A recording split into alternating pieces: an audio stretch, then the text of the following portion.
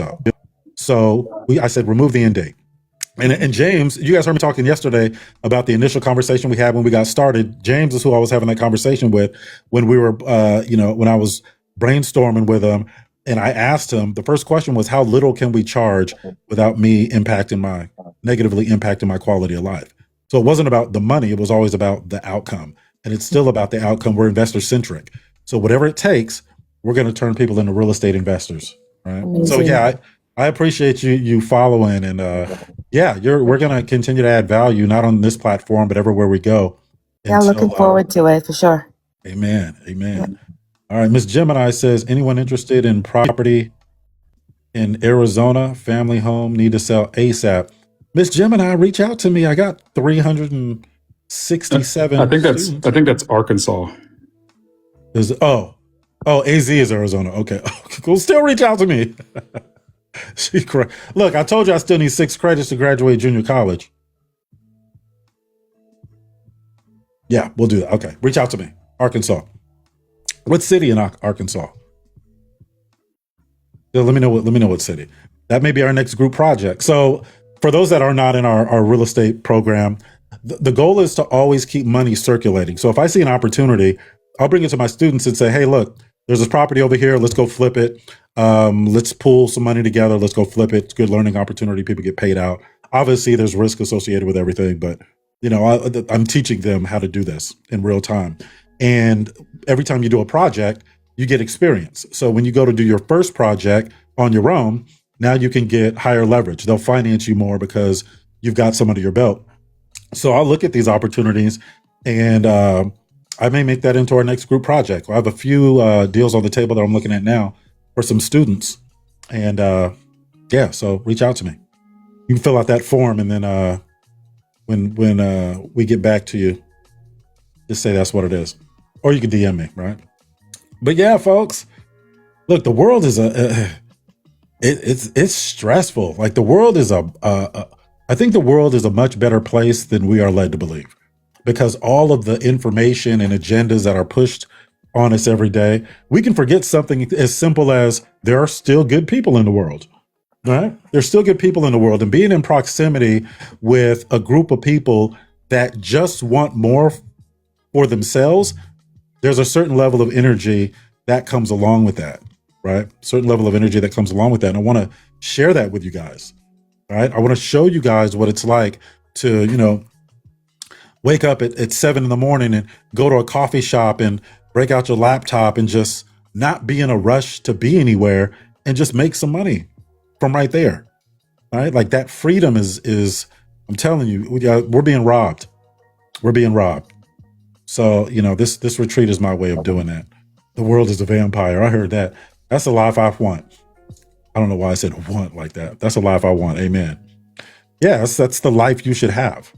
Right. But don't get tricked into thinking, this is it. This ain't it, folks. People, I always, when you guys, I got a closet full of suits, right? But when you guys see me, I'm typically in a 4 data points hat and a matching t-shirt. Do you know how comfortable that is to be able to talk about what I love doing in a t-shirt, in a hat, in my home office?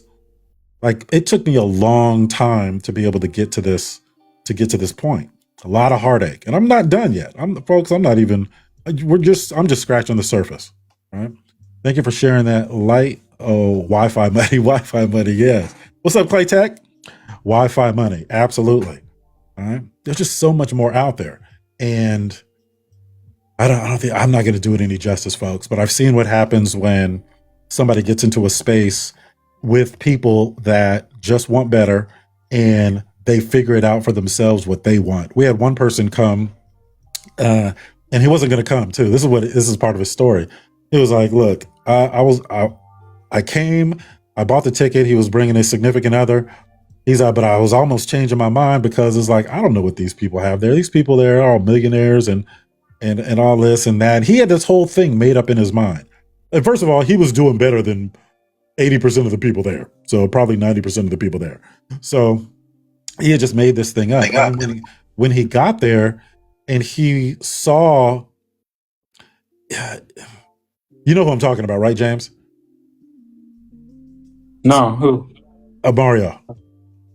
Who? Mario. Oh, yeah. Yeah. So when he got there and he was like, okay, this is, first of all, he got real comfortable really, really quick because we're just kicking it. It's not like you don't know what anybody knows or what they don't know.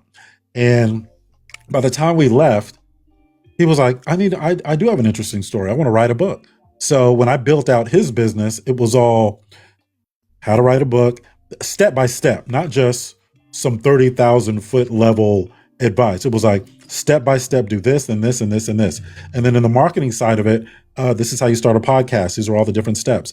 This is how you get into public speaking. This is your media kit and all of these things. So now he's going to write a book.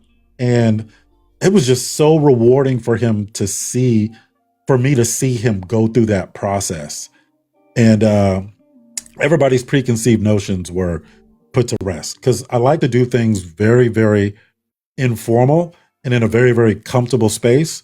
And you guys that have been to our real estate workshops, you guys, the in-person ones, you guys know how we get down, right? We have a meet and greet Friday night. We get to work Saturday. Saturday evening, I'm having everybody back up to my suite, catered and just hanging out and networking. I like that type of energy. So I like to perpetuate that in everything that I do. Now, we have our virtual workshop. I opened up 5 more spaces because we are. What's up, Cherie? Amen. I'm gonna get with you in 1 second. I opened up 5 more spaces because of the response we had. And in this workshop, February 7th at 8 a.m. California time, we're going to teach how to acquire real estate like investors do. We talked about seeing the world through the lenses of a consumer versus seeing the world through the lenses of an investor. And that 10-unit apartment building example for you guys that were here a little earlier, we're going to be teaching those creative strategies. So I think we only have a few spaces left.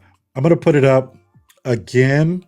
If you want more information about that February 7th workshop, it's gonna fill up. It already filled up. I'm just adding spaces. So, you're more than welcome to join that. Cherie, how you doing? Where are you coming in from? Hey, I'm coming in from Georgia, the Atlanta metro area. Okay, you're a realtor? I am both an agent and a loan officer. Amen. Been there. I'm actually a broker out there. But I'm just an agent really for myself so I can get the commission on my purchases. Absolutely. Absolutely. Well, I have a lot of agents that are in our program, and what they see relatively quickly is, depending on how active they are, is they can no longer justify the time to even sell their own properties. Like we exited 5 deals in Atlanta or surrounding Atlanta. So Metro Atlanta, Duluth, Norcross. There was a couple in Duluth. So I'm a broker there. I could have sold them myself. I couldn't justify the time because as a real estate investor, there's an opportunity cost for deploying that time. That means I'm not making money over here. So it's interesting to see how people make that transition. But telling you, I have a package just for real estate professionals that I send them, and it's like, look, even if you don't want to be a real estate investor,